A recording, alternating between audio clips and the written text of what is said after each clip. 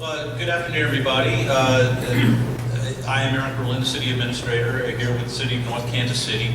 Welcome to Fire Station number 1. It's always a pleasure for us to have this opportunity to talk to you a little bit about some of the things that have gone on in the last year and some of the things that are coming up. I'll start just by talking about our public safety sales tax that occurred last April. We had this on the ballot, and it was a long march to get it to the point where we were able to put it on the ballot. With the help of the state legislature, we were able to do that. When we finally were able to put it up before the voters, we got 79% approval to enact this half-cent public safety sales tax. The North Kansas City Business Council supported that. We're very appreciative of the Business Council's support as well. Some of the benefits that will come from this, and you'll hear a little bit more about this later on from Major Captain Freeman and from Chief Gary Fisher. We're able to restore 6 police officer positions that we had to cut several years ago when the budget was very tight. Restore a full-time police records unit, which is an important customer service measure. We were able to add 3 additional firefighters. We're working on filling those positions now, as well as a management analyst in the fire department. We're holding off on filling that position because we are unfortunately looking at having to recruit a new fire chief. Chief Fisher will be retiring in a few months, and so pending his retirement, we'll talk to the new chief about that. The idea is to perhaps work on getting our fire department accredited as in the national program. And then lastly, one of the things that we were very clear about with the voters was that we were looking to reduce our general fund deficit. We were in a situation where each year for quite a few years now, we were having to budget a very substantial budget deficit in the general fund. Revenues just weren't meeting expenditures. So one of the goals, as I noted, in addition to improving our police and fire departments and restoring some cuts that were made in years past, was to reduce our general fund deficit. And I'm very pleased to tell you that in this fiscal year budget, we just began our fiscal year on October 1st, we are budgeting a small surplus of $80,000 as compared to several $100,000 last year that we were budgeting as a deficit. So again, thank you everybody for your support of that. Our total budget for this year, including some development and redevelopment activities that we've got going on that you'll hear about in a moment, is about $45 million. One of the big things we have going on, and our Community Development Director, Sarah Copeland, will talk a little bit more about it shortly, but is in what we call the Armour Road redevelopment area, which is going to be called One North. A number of activities going on to make that dream a reality, including putting together tax increment financing in the area. We just had our council just approved a TIF plan earlier this month on October 3rd, and it will provide for an estimated $40 million in tax increment financing revenues over a 23-year period to assist with that area in developing. We're putting a lot of other city money directly into the development, but the total project cost of all of the development that we're expecting in that area is going to be about $183 million now, we calculate, so that the public portion of that is less than 25%. We're glad that we're able to keep that ratio so with the private development is still having to fund the great majority of the private development costs in the area. We're also intending to form a community improvement district, which would only be in that particular area, and the main purpose of that would be to enact a 1-cent sales tax, which would apply from anything that was collected in that area from retail sales, which would assist with project costs. Lastly, it is expected, as I'll mention in a moment, that there will be a hotel there in the area, and the hotel motel tax, which currently goes to our convention and tourism fund, from that area and that area only, would also be used to assist with project costs. All the other hotels in the area, though, that contribute to the convention and tourism fund would continue to contribute to that fund. It would just be the hotel in that area. The city is not at risk as this project proceeds. We are not backing any TIF bonds that are issued. So we feel good about the structure that we put in place, and we're actually starting to see it happen now. So it's very exciting times there. Some of the things that are planned, and this is fluid, it has changed when we meet with the developer from time to time. We talk about how we're about on the 53rd iteration, but for right now, we're talking about having a hotel and conference center there. 200 multifamily residential units, apartment units are planned for the area. Restaurants, office use, grocery stores currently planned there. Retail, Entertainment, drive, golf. The golf facility that's a lot like Top Golf in Overland Park is planned for the area, and that's been moving forward. So that'll be a real terrific destination, we believe, that will draw people to that area. Daycare, these are all things that are currently planned there in the area, and we have the infrastructure being constructed to serve all of that right now. Some other projects. We have an exciting project going on at the YMCA. Sorry, I'm on your way there. So we continue to own the North Kansas City Community Center facility. And working with the YMCA, the City Council is funding about a $2.5 million renovation to that building. We'll convert, right now there are 3 basketball courts there in the area. When this is done, one of those basketball courts will be removed, and in its place there will be a group exercise room, additional equipment, cardio area, remodeling the welcome desk space that's there, and also remodeling the lobby for a future healthy food partner. The goal of all of this is to attract additional folks to the community center, to the YMCA, so that we are continuing to cover operating deficits there, and the idea would be to draw more people and have more customers, so to speak, and allow for that facility to continue to thrive. It's been a good partnership now. It began at the beginning of 2015. Another big project that we are in the early stages of at this time is a renovation of our water treatment plant. We had a study done a few years ago which revealed the need for about $14 million in improvements in order to keep that treatment plant, which is over 100 years old, viable.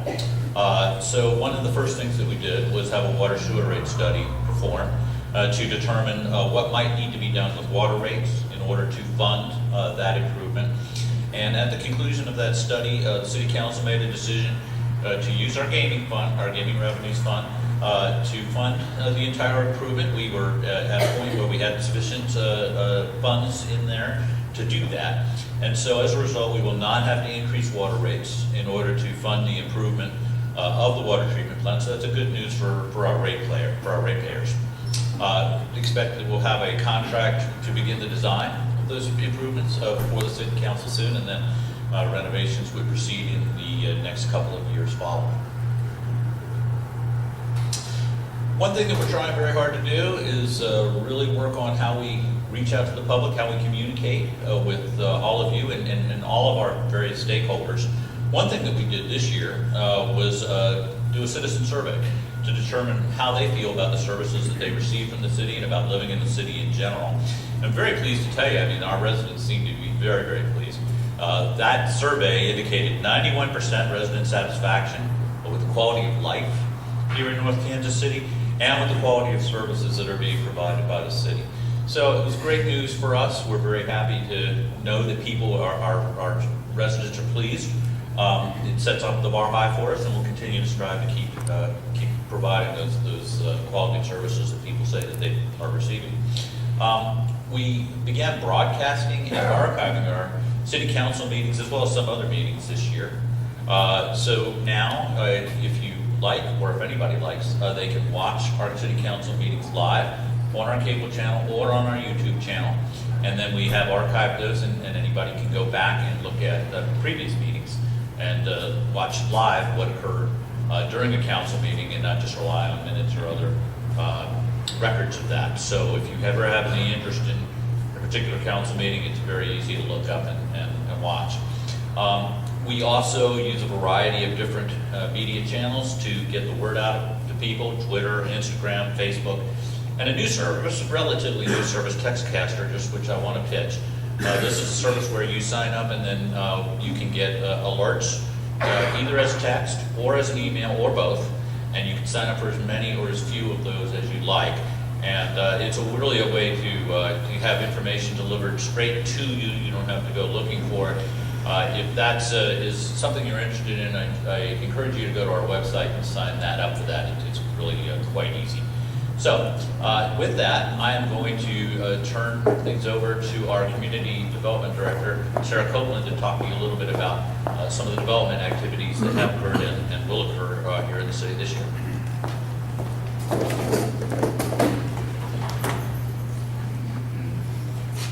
Good afternoon. I always like to start my presentation to you all with an update on where we are in terms of development in the city. So this is permits that we've issued since 2010. And you can see this is just year to date. So this is about, for 2017, this is about 3/4 of our year. And by the time we get to the end of the year, we expect to be in line with the permits that we've issued in the last 2 years. And when Mallory sent me this slide to include here, I thought, this doesn't really match up with how I feel like development is happening this year. It feels much more busy. So then we looked at the valuation of those permits. What's the value of the work that's being done here in North Kansas City? And this was much more like I expected it to be. We have a lot of large projects going on. We are just seeing excellent things happening here.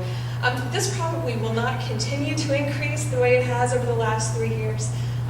We're 4.2 square miles and we're not making any more ground here. And at some point, these large projects, like a new building on the Cerner campus, all of the new development in our redevelopment area, at some point this will start to trail off and we'll probably look a little bit more like 2013, 2014, 2015. But for right now, it's excellent. We are excited to be so busy, to see so many projects happening here. And I know a lot of you are excited about these projects as well. We, last year in 2016, adopted our new master plan that helps to guide some of this development that's happening and guide how we work with the community to continue to support the places that people love here in North Kansas City and to continue to see development happening for new, unique, and sustainable activity centers, particularly to help grow our economic development. So a lot of the work that we're doing continues to support the implementation of the master plan that we adopted last year. And in particular, this is, one of the big things that's happening is our Armour Road redevelopment area, as Eric alluded to earlier. When I'm talking to people, I usually get asked about one of two things most often, and this is one of those: what's happening in the redevelopment area. So this is what it looks like back in January, as we were really getting started on building new infrastructure here. This is looking west, and you can see the Northland Lofts or Park Lofts there in the background. Then this is what it looked like looking in the same direction at the beginning of March. And then July, there was a lot of work that happened between March and July to get to this same picture, looking in the same direction. And then the beginning of this month. So we have just been thrilled with the change that's happening in this area. And this is just part of a larger project that is going to continue to move forward in the coming year. So I want to make sure that you all know about our ribbon cutting event tomorrow. We'll be cutting the ribbon at our new Taney Street and Diamond Parkway to celebrate the completion of this first phase of construction, and looking forward to the rest of the project that's happening in 2018. So 4 o'clock tomorrow. It'll be a little chillier than today, but we'll have cookies and some coffee. So come in and help us celebrate cutting the ribbon on this. And then, of course, the ribbon cutting is not the end of that project. It's just, we're just celebrating this little piece of what's happening in the rest of that area. And you can see if you drive by on the interstate, you can get a pretty good view of the grading that's happening in the south end of that site now, going down to 16th Avenue. We've got construction happening on the east side of our new street segment as they can continue to extend that street and to construct Vernon. So a lot of activity will continue happening in 2018. One of the other big projects that we've been working on this year in community development is our Armour Road Complete Street Plan.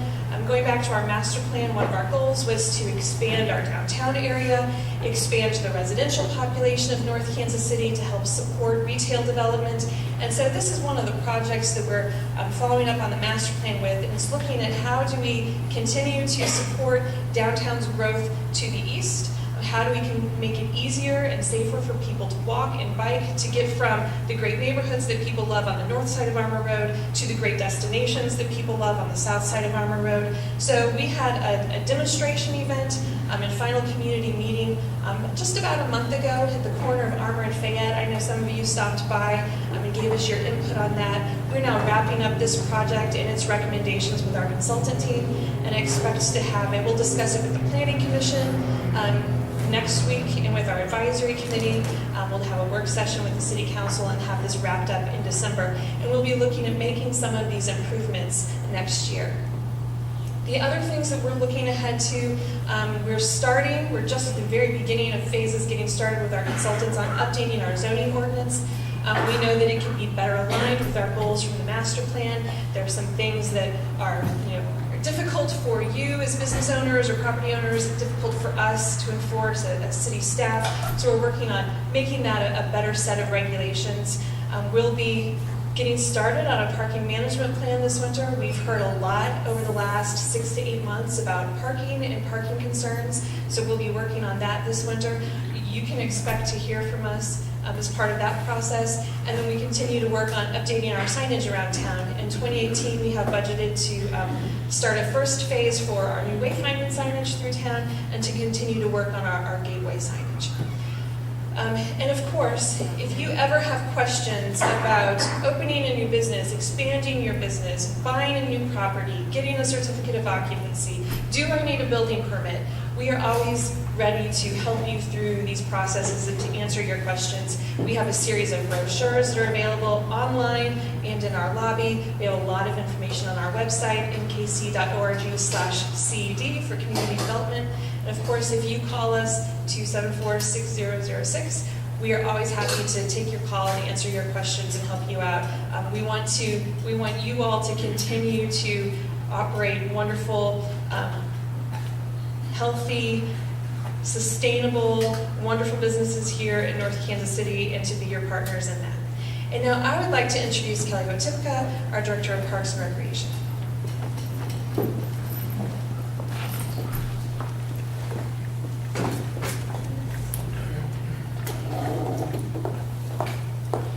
Good afternoon. Thank you, Sarah. Parks and Recreation Department here is committed to providing residents and the business community of North Kansas City with the best possible environment for family recreation and leisure time. I think our park board and staff believe we do a great job with providing a wide variety of activities, events, and programs for the community. We offer over a dozen events throughout the year for the community. We have Field Day, Earth Day, Movies in the Park in the summer, a night out. Every year we have a wonderful Halloween event, which we'll be having this Saturday from 11 to 3. It's Alice in Hallowland. It's an Alice in Wonderland theme. Love to see you there, but make sure you wear your long johns. Mayor's Tree Lighting. This year we held our first annual Arts in the Park event. It was a 2-day festival, and we also had our first beer garden, which some local breweries were able to participate in that, so that was great to see the progression of being allowed to have alcohol in the park. And we also have some Friday night concerts. And then we have 2 events that we work with other city departments, police and fire, municipal services, and water department to kind of put together a real true feel of community that we offer the kids and families this summer. That's our night out, and then also our Halloween event. And we also have events for our 4-legged friends, our 4-legged children. So we have a Bonanza, which is an Easter egg hunt. There are treat-filled eggs for the dogs. And we have a Halloween or costume contest for the dogs with prizes. And then in December, we have our Kris Kringle and Canine, which the dogs get to get their pictures taken with Santa. And we offer a lot of adult programs. Currently we have monthly programs for our seniors. We have bingo, game day, luncheon. All of these activities are currently held in the lower level of the library. We have special events, a senior celebration, which the Rotary Club here in town partner with us to help put that on for the seniors. Themed events, and the seniors our special picnic, which is held out at the park yearly. And we have a variety of youth programs, from summer camp to spring break camps. Those consist of engineering, drama kits, Legos, Cookie Matters class, which is a program we work with MU Extension, which they come in and teach children how to make healthy snacks or slowly start to use some appliances or the utensils in the kitchen. We have a Winter Princess formal. We have Cookies with Mrs. Claus and a holiday formal. An extension of our youth programs is we have a variety of youth sports. We have a spring and fall soccer program, a Galazzo soccer camp, which is held weekly in June, and that's held by Comet's professional Leo Gibson. He comes in and teaches that clinic for us for a week. Youth baseball, which is t-ball, coach pitch, and kid pitch. Pitch hit and run. And Biddy sports programs, which she started to grow this year, including a basketball and golf. Our city parks that we have, that we maintain and we program through is the Mackin Park, Dag Park, and Wagon Trail Park. This year, Mackin Park, we renovated the Howl restrooms. We landscaped the south side of the tennis courts and converted, or we're in the process of converting the trail lights to LED. And Mackin Park is the highly attraction here with the walking trail, 1 mile walking trail. We have 6 shelters that we rent out to the community, and all of our athletic fields are down there. Dag Park, I think, is the newest attraction that everybody gets to enjoy as you're driving in for the community, especially this summer. There's joy, laughter, kids screaming, running around, having a great time. This year we were featured on the Macaroni Kid website. Gave us a great shout out of how wonderful we are and being open in the fall because it was a nice hot day. We stayed open past the usual summer hours. And that was kind of the plan of the Parks and Recreation Board with our spray park, is to have extended hours for these warmer fall days. We had an average daily attendance of 125 kids running around out there on the spray park and 91 shelter rentals for birthday parties this year. And Dag Park is our all-inclusive playground, a park that we have here that allows individuals with all abilities to play either in the water or on the playground. And then Wagon Trail is the dog park, which is down at 32nd and Swift.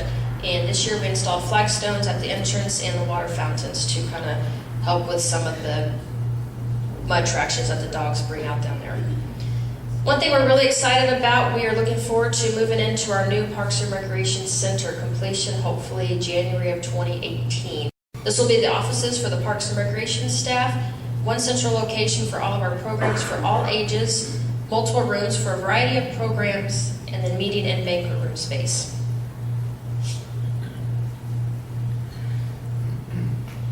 We have a variety of sponsorship opportunities for our events that we put on. So if you or your business are interested in giving back to the community, your values match up with our mission statement, and want to be a part of what we offer, I'd love to speak with you. So please reach out to me via email or at the Parks and Recreation office, and I would love to be able to answer any questions or send you some more information. Now I'd like to turn it over to Major Kevin Freeman with the Police Department. My name is Kevin Freeman. I'm currently the patrol commander with the police department. Chief Beamer sends his regards. He's enjoying some well-needed rest and relaxation over the weekend. So, as Mr. Freeman noted earlier in the presentation, part of the public safety sales tax is going to allow us to restore several positions that we lost in the economic downturn around 2010. We're working to get 6 police officer positions restored and then 1 records clerk. So, as you can see down here below, we worked really hard all summer, and we hired these 7 people. 6 of them started the police academy a week and a half ago, and 1 of them is currently working nights as a dispatcher, and we moved 1 of our dispatchers up to that records clerk position. For those that don't know, to go to the police academy and to be a police officer in Missouri and have a post Class A license for Missouri Post, it requires almost 6 months of training. So when we started the process to hire these folks in the summer, start the application process, hire testing and hiring and all that stuff. So they start the academy in October. May is their anticipated graduation, and then 3 months of FTO field training after that. So we're a good year if we have to send someone through the academy from hire to actually have a useful police officer here. And unfortunately, we're always chasing our tail. While we hired these 6, we accepted 2 resignations in the last 6 weeks also. So we have 2 more positions open. If anybody knows anybody looking for a job as a police officer, send them our way. Let me go back real quick.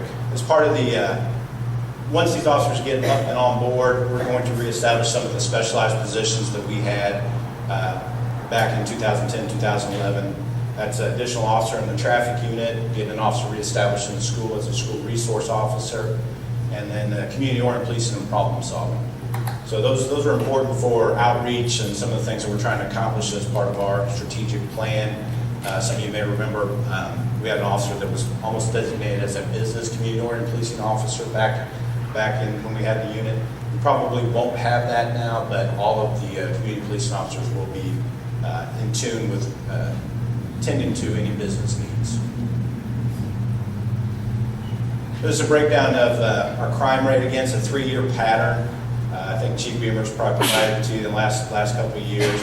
You can see stealings, larcenies are our biggest problem here in North Kansas City. Our violent crime is pretty low. Unfortunately, this week we did have a homicide that we are working diligently to solve. So but it's just it's pretty standard, pretty typical. This year we decided to break those stealing numbers down for you just a little bit, so you kind of see how they fall. So this is how we break them down for reporting to the state and eventually to the FBI. The blue is stealing others, stealing from building, stealing from motor vehicles, stealing of motor vehicle parts and accessories, and then shoplifting. There's a couple other categories, but there weren't enough occurrences in there to make it worthwhile for the graph. So you can see in the spring, summer months, the stealing from motor vehicles tend to get higher. People are out, more active. Sometimes vehicles are left open. So valuables unsecured, those are just crime prevention things that we can work on as and when we get those units reestablished also. We run a public safety camera network. Over the last several years, we've been working to get this established. Currently, we have 7 cameras of our own. We have been budgeted for 3 additional cameras in this upcoming year. We also have 2 portable cameras that we can roll out for special events. We bring them out right now exclusively for Snake Saturday, so we can have extra coverage there. And then our dispatchers can also tie into Missouri Department of Transportation and the KC Scout program. So we can see a lot of what's going on around the city at any given time with our network. So we're very happy about how this has progressed. And then this year we implemented body-worn video. Everybody post-Ferguson was asking, when are you going to get body-worn cameras? When are you going to get body-worn cameras? Everybody wanted to get body-worn cameras. All the police departments have to have them. And then people started to realize, oh, wait a second, what about privacy concerns? So there was a lot going on, and we kind of sat on the sidelines for a number of years, for two full years, and we were waiting for the Missouri legislature to work out an acceptable bill that offers us protection and offers citizens protection. We think that was established this last legislative session. So we went forward with our purchase. So every one of our frontline patrol officers now has their own body-worn video camera. And it integrates with our in-car camera, so once they turn the in-car camera on, the body camera activates automatically. Vice versa, if they activate the body camera out in the field, it'll activate their in-car camera, and then the software on the back end works real nice to put a nice little package together for the whole process. So those are some of the things we've been working on this year. We definitely appreciate the support from the business community with the public safety sales tax. And I guess now it's my pleasure to introduce Chief Gary Fisher with the fire department.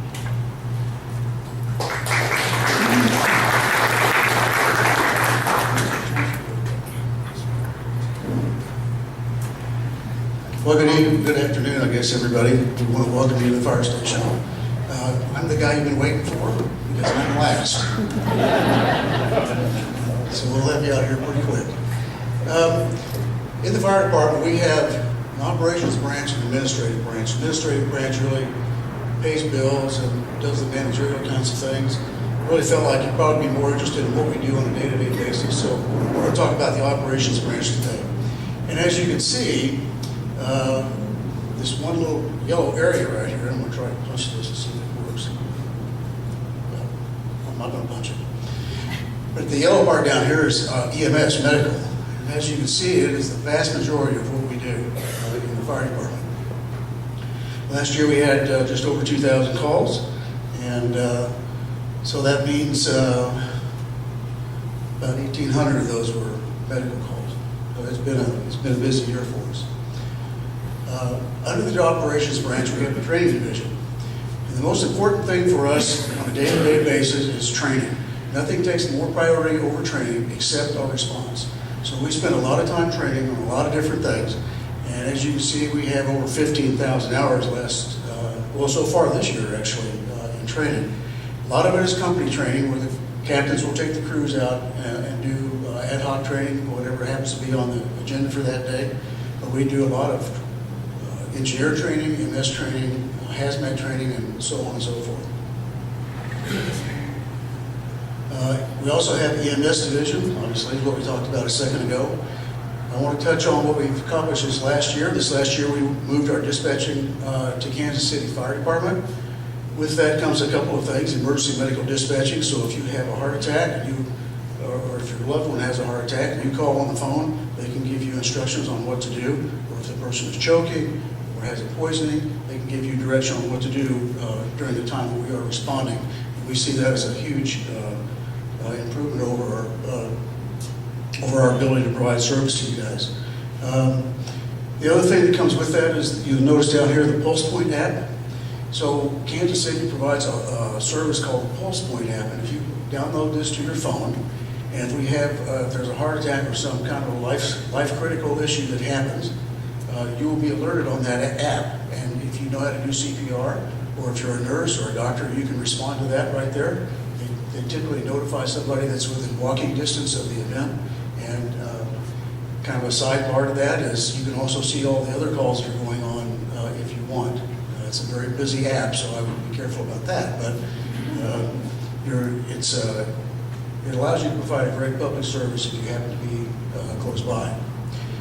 This last year, we really stepped up and started doing our non-emergency transfers in earnest, and it's actually generating a good revenue stream for us. And our whole goal is to offset our costs. We consume a lot of the budget, and what we try to do is offset those costs as much as we can in whatever way we can. You'll see here we've got a new little machine called automatic chest compression device. It essentially does CPR. One of the things that's very difficult is when you're transporting a patient on a stretcher, it's very difficult to do good CPR. This takes us about 30 seconds to put on a patient, turn that thing on, and we'll sit there and do CPR while we're moving the patient all over the place. It's really very excellent. And then the last thing I would mention in terms of the EMS division, obviously it's been very busy here, is hands-only CPR. We have started offering that. If any of the businesses out there want to have a class in hands-only CPR, definitely welcome you to give us a call. It takes about 15 minutes to learn it. It goes very quickly. And while you're here, when we're done, after the meeting, we have a table set up back there with Chief Roger Wagner. And if you want to learn CPR and you got 15 minutes, we're good to go. So you're welcome to stop by.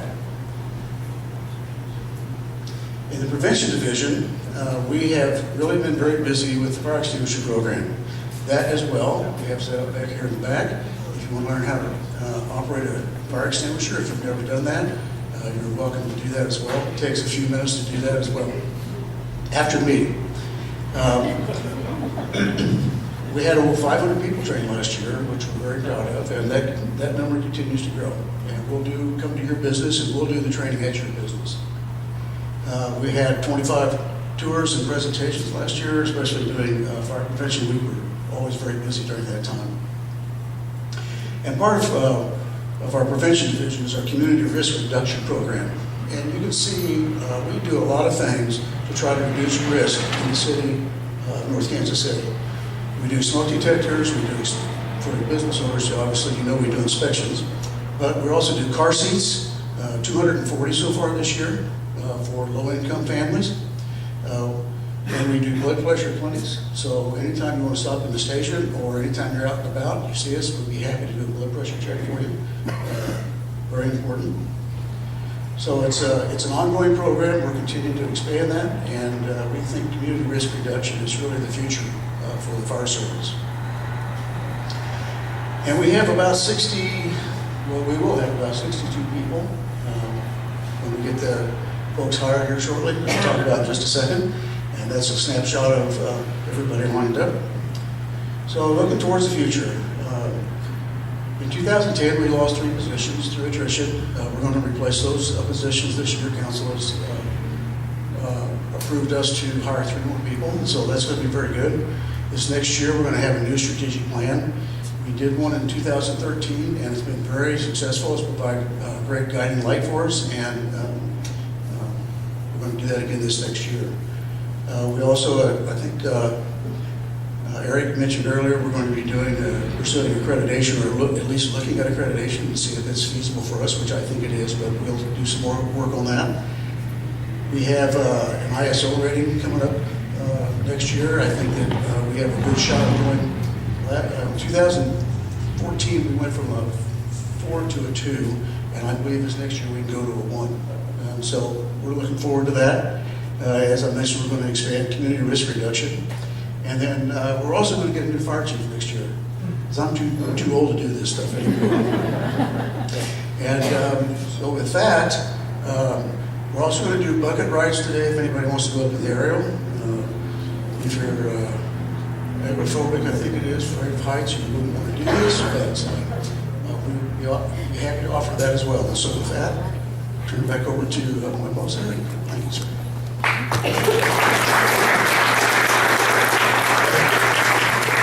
Thank you, Gary.